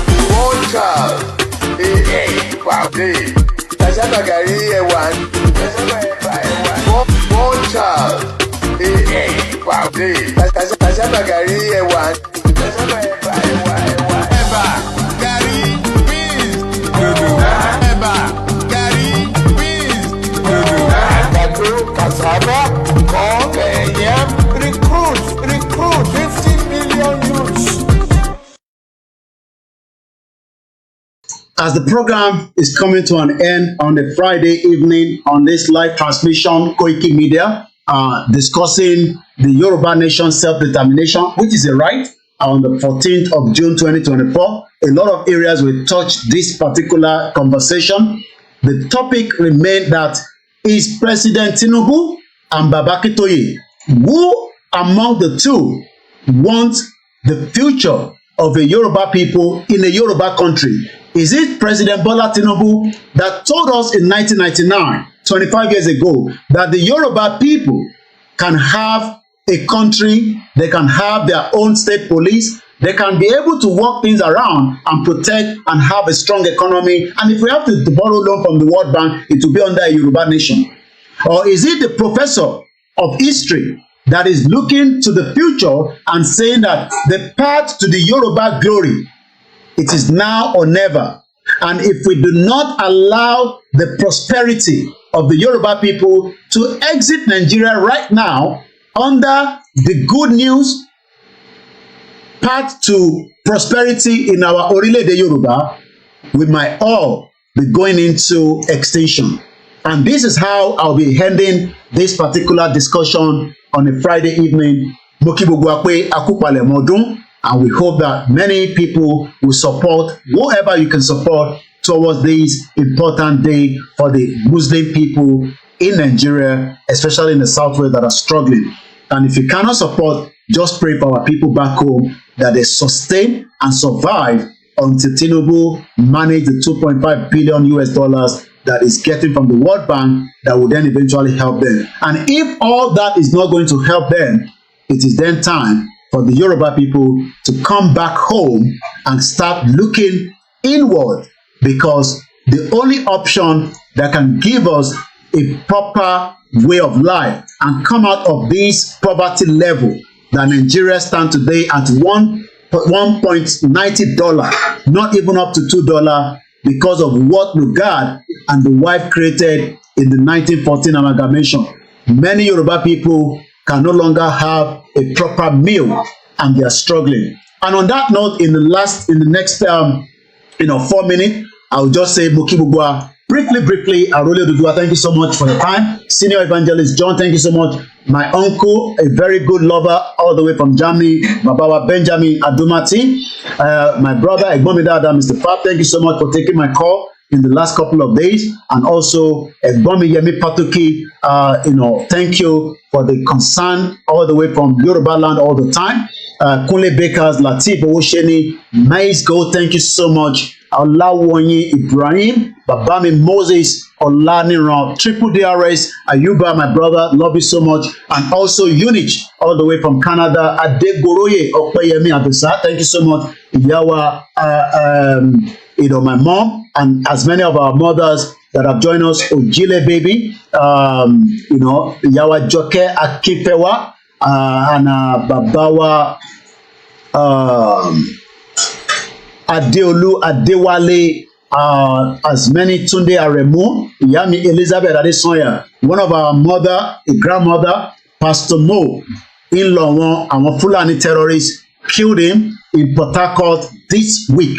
We pray for the soul of the departed, as many people that have killed. Thank you so much. One man went to Mo. I've been discussing. I didn't see you. I just cited you. Thank you so much. And good work to every one of us. Whether you're on this side or that side, it does not matter. Like I said, the most important thing is Yoruba is now in a very critical stage. And it is important that we keep the conversation open for as much discussion as well as too cool. Thank you so much. Alubarika.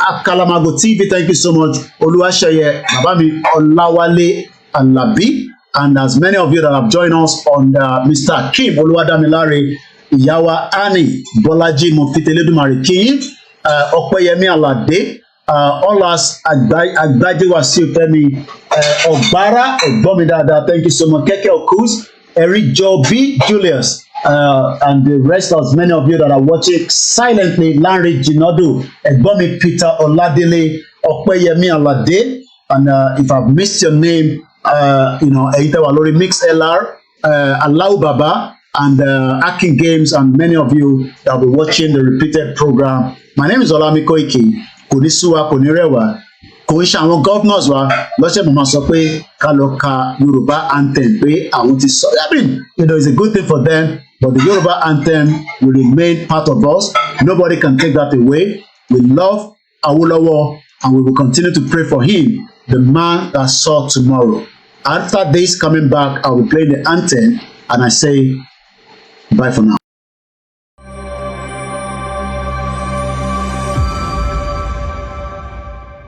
The welfare of millions of people for generations to come may be affected by the wisdom which we here display.